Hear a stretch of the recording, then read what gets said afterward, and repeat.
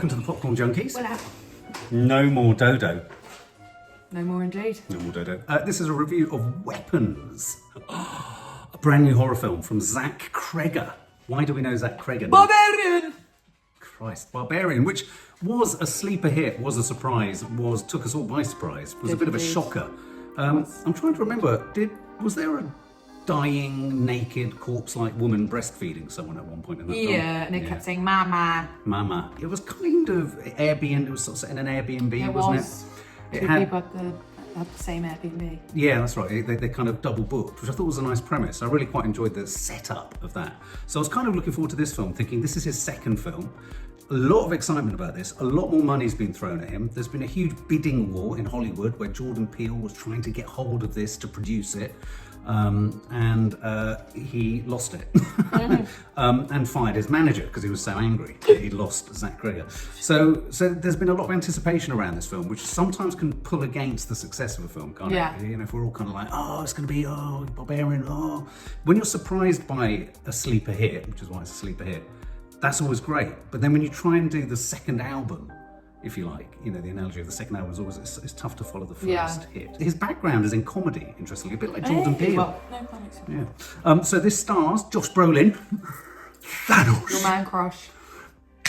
Ow, God, That's quite an impressive clip. It was not bad, was it? Yeah. I won't do it with the other hand. Julia Garner, who we all know from Ozark. Ozark, indeed, we do. And is scheduled in the next couple of years to play Madonna in the biopic. Yeah, I can see that. Yeah, we've also got Alden Ehrenreich, Yes. who played Han Solo. And what else do we know him from? He was in something else. Would that it were so simple? Would that it were so simple? Absolutely. Hail Caesar.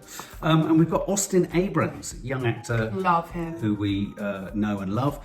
Benedict Wong, who I last saw in Doctor Strange. Oh, yes. And we have Love Amy him as Madigan. well. And we don't know Amy Madigan, but now we do know Amy Madigan. You now know her. And I don't want to meet her on a dark night. Neither. She might have applied a little bit too much blusher. Okay, so And a red lippy. we've all got exactly. We've all got very excited about the trailers, and the trailers very much kind of made no secret of the fact that the kind of driving thing about this is 17 kids in a class go missing, and they all run. They do this. I say they do the Naruto run. Or Animal Crossing run, if you please. Oh, That's me running. idiots. And really, the film starts, doesn't it, quite quickly with us a voiceover telling whose voice was it? It's just a child. Just a child telling us the story or the setup of how these kids went missing from the class. And then you have a community that's basically lost 17 kids. Josh Brolin's one of the dads. Yeah. Well, all the children bar one. Alex. One child. Was it Alex? Is that his name? Yeah. Alex. And of course, Julia Garner was the teacher. So she's kind of potentially sort of suspect numero uno. And then, a lot of the Ring doorbells, I've seen them all running off in the night, quintessential American horror suburban kind of, neighborhoods. They all went at 2:17 a.m. And then what happens is the film kind of takes a character chapter approach to it. And I quite like this when films do it. Yeah. So we approach the same sort of events, but we do it from different characters' perspectives. And the first person we go with is, in flashback essentially, is Julia Garner's character, isn't it? So what did you think as we got going, as it started? I felt it, if I'm honest, lacked the tension that I felt there was, not that you should always just compare films, but it lacked that tension that I found in Barbarian right at the beginning. Yeah, I agree. I also feel like it didn't help that the trailers, like the first, I'd say, solid maybe 3 or 4 minutes of the film was exactly what was in the first trailer. So I don't know if that kind of is what took away from the tension. Because maybe. I'd literally seen the first 5 minutes of the film in the first minute of the trailer, kind of thing. Sorry, the background's really scaring me. We've just seen the film and I've just got like a dark Is it really creepy? garden behind me. Well, someone's just standing there. So no, I agree. I think it lacked a bit of tension just because I felt like I knew what I was watching. I mean, yeah, don't get me wrong, it gets tense quite quickly and you're wondering, where they are, what's going on. Each of the stories kind of move along and then you cut away at a certain point and then you go to the next incoming person. It's an awkward one, isn't it? Because there's a lot to like about this film and I enjoyed an awful lot about it. But when you start to break it down, what was actually I'm trying to work out what was scary at the beginning. When you say the beginning, what do you mean? Well, Julia Garner's story, right at the front. Well, we had the threat of like a lot of people hating her within the community. Yes. And kind of toying with her and all this kind of stuff. So you did feel this. Well, I felt really stressed for her character because I'm like, I don't know if somebody would kill her because they're so angry. She's the first kind of character chapter. I don't know yet like what this film is about, so I didn't know what the threat could be. Like, are we dealing with demons? Are we dealing with real human beings? So I feel like the stress for the beginning came from the unknown. The unknown, yeah, you're right. And I think in a weird way, it kind of, where we did end up with her character was around the enigma of the house and all the newspapered windows. And we had her... And that kind of thing, which always scares me, of the idea of you knowing the truth of something but everybody else thinking you're crazy, or like making you think that like you're the only person that's noticing stuff. So that always stresses me out. And I like the fact that they made her an unreliable narrator. She liked a lot of alcohol. She has a fling with her recovering ex-cop who's got a girlfriend. So so she's a bit, she likes a bit of a dalliance. She likes to get drunk. She's not perfect. She likes a good time. She's a good, I like an imperfect Tennessee. Yeah, absolutely. And I thought that was good because in a way you thought, oh God, does that make her in the horror movie genre? Is she a victim? Could she be? Yeah. Could she be finished off? What did you make of her discovering the house? I thought that was a particularly stressful moment. Yeah, I hate that whole thing. I don't know why like boarded up, blacked out houses really scares me. Like the idea of not being able to.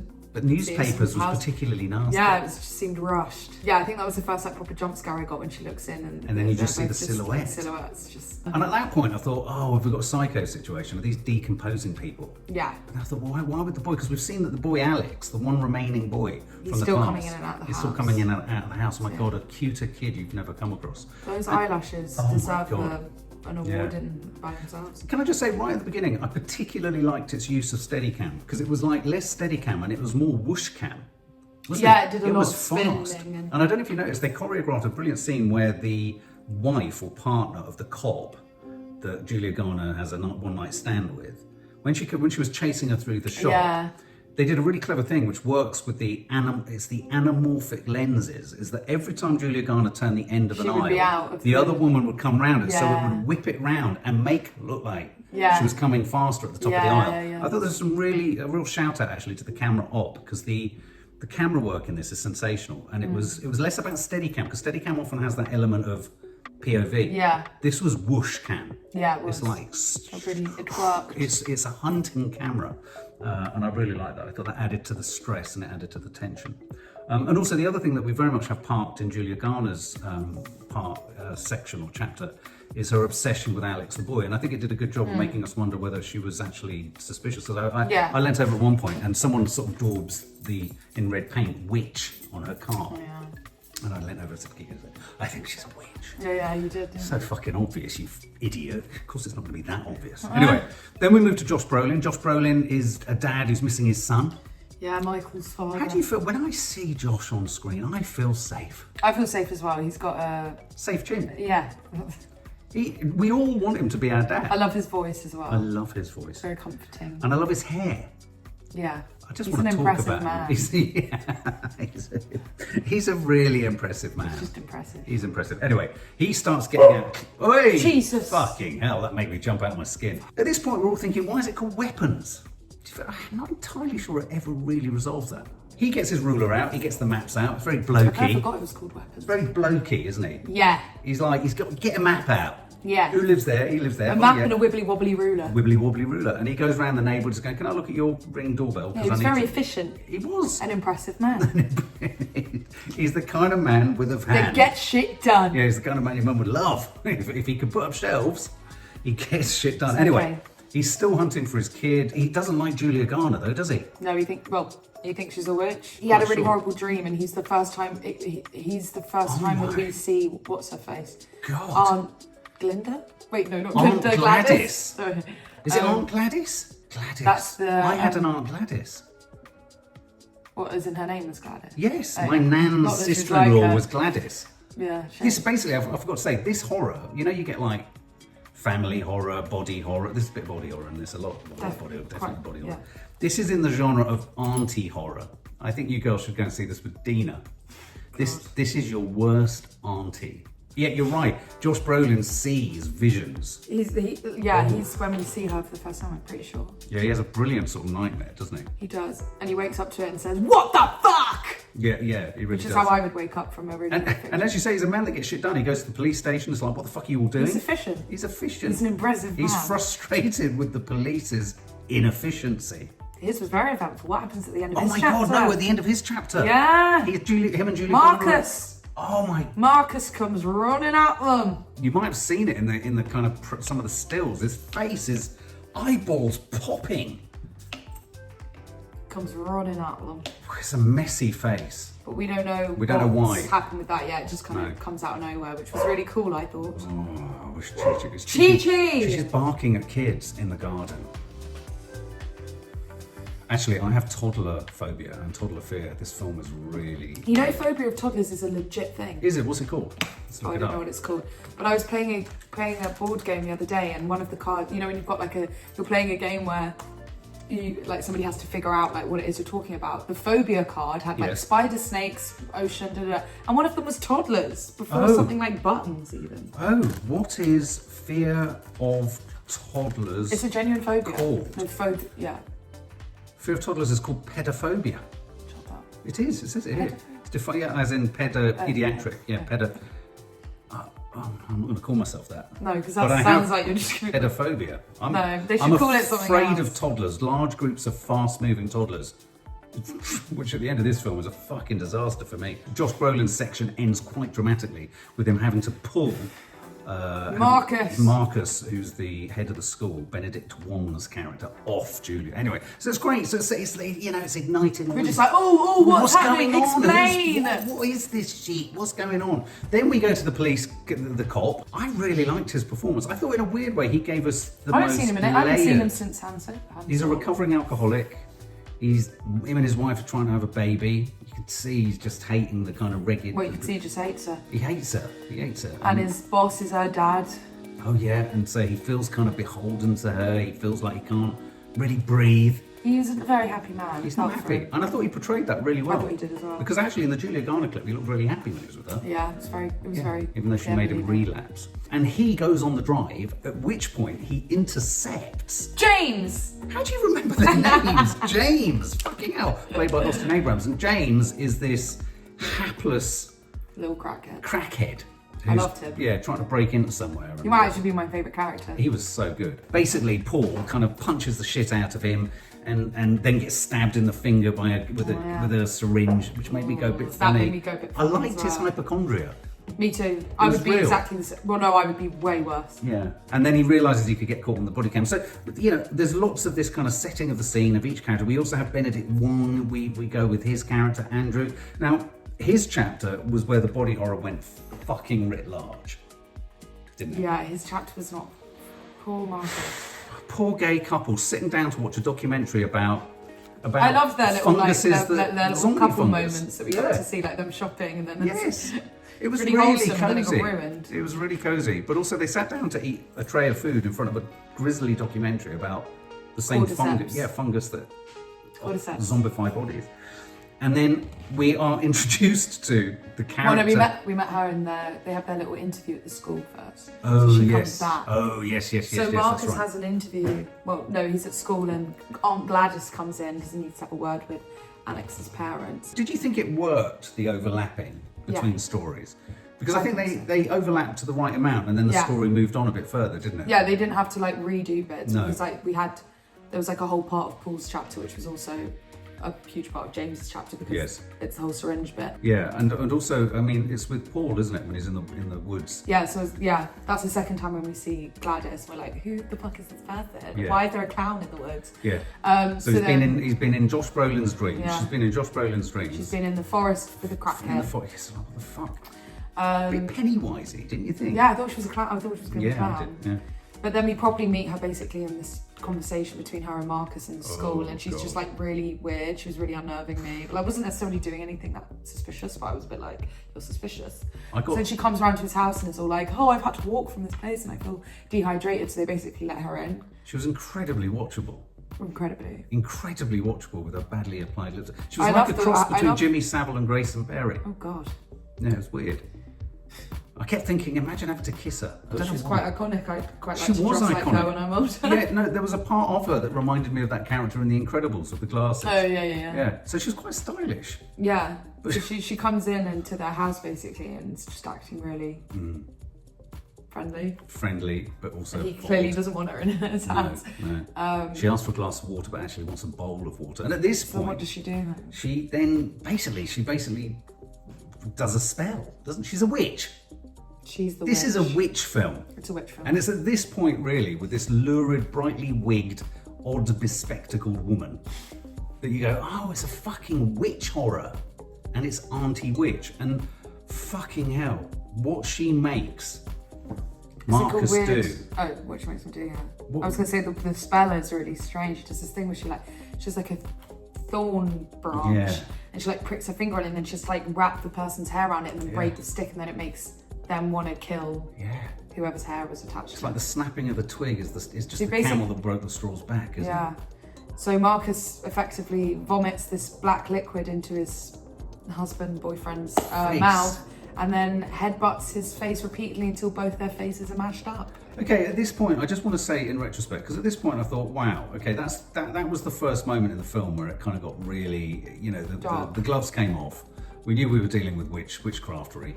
We knew that we've got fucking mad violence. He headbutts him until his partner's boyfriend's face is literally, like you say, mincemeat. And then I thought, part of me was like, I don't understand the logic here. I mean, because even in a horror film, there's some logic. It's like, why was he vomiting bile? Why was she there? What was she trying to do? She was trying to get him to kill, because she's suspecting, right? He's suspecting that something's her. wrong, and he's going to call child services, which Yeah. she doesn't want him to do. Yeah. So that's why she came round, because she wanted to make sure that he's not done it already, Yeah. so that she can get rid of him and get rid of her, the teacher, because the teacher keeps coming to the house. And have we at this point seen that we've had a glimpse of the kids in the basement yet? Yeah, because James went to the house. And The young saw boy, the crackhead. The yeah. crackhead goes to the house, but there's a very effective moment where he just goes into the basement, he looks around and you just see. That was chilling. So what basically has happened in this film is she's got all the kids in the basement of the house. But I never really understood why. Why did she have them? She wasn't going to eat them. I think it made her. She said that she was ill, doesn't she? Yeah. But later on in the film, when it's Alex's chapter, she says that she's ill and that she thought his parents were going to make her feel better. So I'm assuming it's like almost giving the similar vibe as for the Rapunzel story, Yes. where she gets an element of youth and health from younger bodies. Nice. See, this is where I'm getting a little bit frustrated with the film, because I think all that stuff is rich, and I think they could have made it a bit even richer. I was getting in the house and then we were kind of, we go into the boy Alex's point of view. I thought his point of view was incredibly, obviously it's the most revealing because he lives in the house. Yeah. So we get to see everything, and in his story, I thought it was a very clever. It was like the Russian dolls. You know how you get Russian dolls and you open. Yeah, and as you get to the I found smallest, that fun. Yeah. In terms of when you get to Alex, the boy, and you're in the house, I thought the horror. The really effective horror was around his parents. I thought that was really sinister, how they were still. And I thought that was really counterintuitive. I thought that was really clever. It reminded me of Coraline, that moment where she comes home and he's just cleaning at the sink and they're really kind of dead inside. I loved the scene where, Aunt Gladys is making breakfast and making food. And Yeah, she's scary. Man. She's scary as really fuck. scared the crap out of me. And that moment you see in the trailer where they stab themselves in the face with a fork, I is hate her that. saying, look, this is what I can get. That moment when she says, I can get them to eat each other. Yeah, she's like, I can get them to eat each other if I want to. Do I want to, Alex? I thought that was great. She also had like one of her irises was like, one of her eyes in the eye was smaller than the other and it kept freaking me out. And so a lot of the horror for me, the most effective horror, was around the parents, because much earlier in the film, when Julia Garner was staking out in the car and looking at this house where Alex lives, there was a moment where the front door would just open. Yeah, and whenever the came front out for door's ages. open, yeah, because it happened a few times in the film, and then every time that front door would open and it would be like pitch black inside, it would take ages before somebody would come out. So each time I was like, okay, no one's going to come out this time, and then they would come out and I'd be like, oh my god. It was very effective, and I thought, I was stressed the whole time. Like Kiki said, she had one moment where she was watching it and then she was like, oh god, I'm going to have a panic attack. yeah, it was incredibly stressful. Yeah. And I think although I don't think it entirely worked for me in every way, but I think what I liked about it was it's very definitely trying new ways of scaring us. Obviously I've not seen a horror film like that before, No. which I think is No, and I think it took some of the reverse choices about what would scare us about, for example, his parents being very still and static and not saying anything. I thought that was good. It wasn't just about chasing. It wasn't just although chasing terrifies me. There's a lot of chasing. Fuck me, when Benedict Wong's character goes on the chase, there's no stopping him. Because when it's his chapter, he just goes off on one. He goes bloody off on one. He doesn't stop. So all in all, I found it kind of built to this crescendo. I felt that the structure of the film was more complicated than actually what the payoff was. Right. And I think the actual payoff could have been a little bit more, not sophisticated, but I just thought, oh, okay, we're dealing with a witch. Okay. Well, and Josh Brolin spelled it out for us on that car at the start. Yeah, absolutely. But in a weird way, I found the storytelling, and that's why possibly I'm getting more confused, but the storytelling is quite complex, but it's actually more complex than the actual idea is. The idea is actually because I didn't feel like the storytelling was complex at all. I felt like they made it really no, clear. It's easily digestible. But in the retelling of it, it's quite difficult to retell. Well, yeah, it is. But like character chapters are, I feel like quite often when at least when I've seen it in films, it gets confusing when it doesn't need to sometimes and stuff. But I felt like this film's the first proper character chapters that I've seen where I am able to follow the storyline quite well without it having to do overlapping. Did you feel you got enough of their character? Did you feel each of their storylines gave you enough? Because I felt very much... Even when I did, because even though some of them had like longer chapters than others, I felt like somehow it still managed to make me like or feel like I knew the character just as much as the line. Yeah, I mean, Josh Brolin really gave us a sense of yearning and loss and grief, and and we got very much his alcoholism, the cop, and Julia Garner. I'm going to say something quite blunt. I'm not a massive fan of Julia Garner's acting. I find her a bit... But you loved her in Ozark? To a point. Oh. I thought she was really good in this. I think she's good, but I think I don't feel there were layers of depth to her character in the way that I did to everyone else in this. I felt she's quite... I found her a really interesting character because at the start she seemed quite twee and like this teacher that was very like polite and apologetic and scared, but she also had this like really kind of sparky, fiery side to her and like a bit rebellious because she kept going to the liquor store. Yeah. And I actually really liked her character. She was quite unpredictable. Yeah. But Gladys was sensational. Every time... Incredible. She was terrifying. Utterly incredible. And that whole room, the setup in the house, I thought the representation of the house was really good again with this whooshing camera coming in at low angles through corridors, very darkly lit. Beautifully, I thought it was beautifully conceived. The stress in Alex's house was really brilliantly done. The dead light, the dull light. I also really like the way they did the witchcraft and stuff because I sometimes feel like I love witches and stuff about witches, but I just sometimes feel like witchcraft and witch movies, they sometimes just either go too far with it or it's not quite witchy enough. And I just felt like they did I really liked the way they did the witchcraft, and it was believable in its craziness. Like it was believable witchcraft. Yeah, I agree. And also some real gags in there at the end, which I thought was kind of unusual. Quite funny. The moment where Josh Brolin kept throwing the crack addict. Oh my god. And then he kept coming, like it'd be a few seconds, he'd go, ah! He'd keep coming back. It was hysterical. So I thought that was quite neat. And then really the very end of the film was a very odd end where basically you're sort of the villain of the piece is chased by a marauding mass of all the children. Kids. And then they literally pull her apart. Yeah, it was so cool. Literally tore her to shreds. Yeah, they literally tore her to shreds. Pulled her jaw. I'll tell you what I did like about it was it felt very much like a modern fairy tale. I was getting Hansel and Gretel vibes. Yeah, it was I love that you've just pulled in the... Was it not Rapunzel? Is it Rapunzel? Rapunzel, yeah. It has a lot of that Brothers Grimm feel about it, set in a very modern American setting.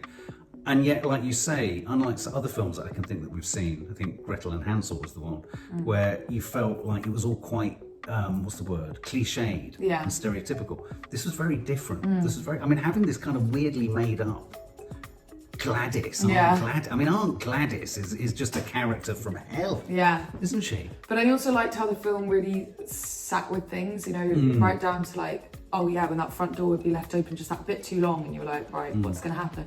And then stuff like even with that kind of gag at the end with Josh Brolin and the crackhead keep fighting, he keeps coming back. Like they did it they did it like a number of times so that you could really get into the rhythm of it. And then stuff like with the kids chasing her at the end, it went on for quite a long time. And I love movies that are comfortable enough to like sit in something, and it's not having to just be fast paced all the time, and there needs to be like jumping scenes. I just felt like it did a really good job of being quick and to the point. Like the movie wasn't slow, but when it could, it really just sat in the uneasiness of certain scenes or the funniness of some.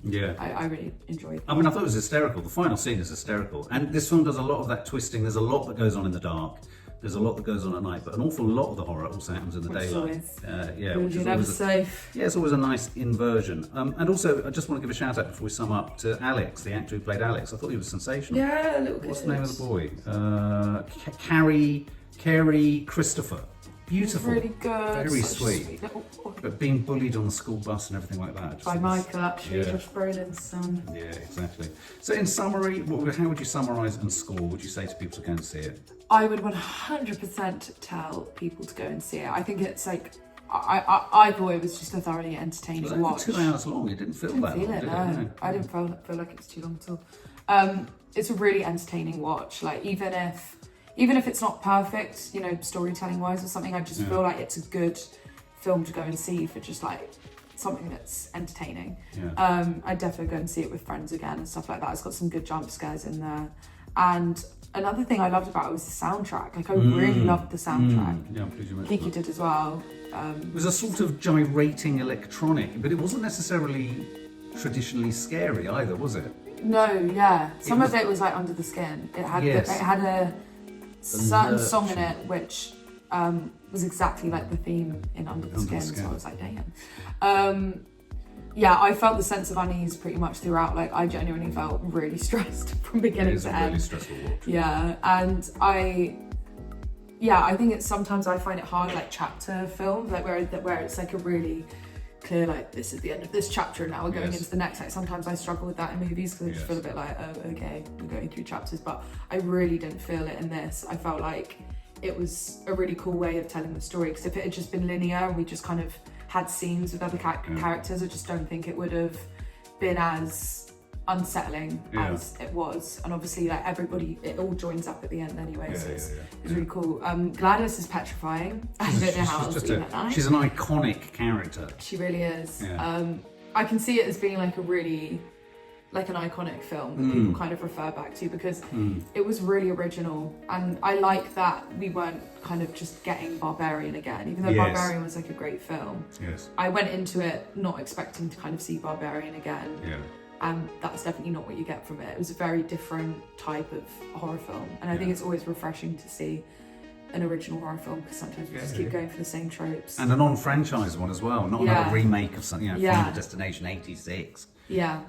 No, I definitely watch it again with somebody else watching it for the first time, because I just find it interesting to see what the people think. So I was really excited for it, and I would say that it satisfied. So I think I'm going to give it a 97. Ooh. I really enjoyed it. I think I had a few misgivings at the beginning. I felt what I really, again, it's not a comparative, but what I love in filmmakers, or what I come to like in a filmmaker, is how they go about building their stories. And I loved the way in which Barbarian built. I found this less convincing. I think quite early on, I do have a problem with Julia Garner, and I'm not quite sure what it is. I don't know whether it's a sort of, I don't know whether it's the constant tight-faced, kind of poker-faced look, which at times I just want it to soften. So I actually really enjoyed her when she kind of softened with on the date night, and when she in the morning after they've had a one-night stand and all that. And I liked the moving through the stories. I thought all of the performances were very strong, bar whatever my issue with Julia Garner is. I think she got better and she got stronger throughout it.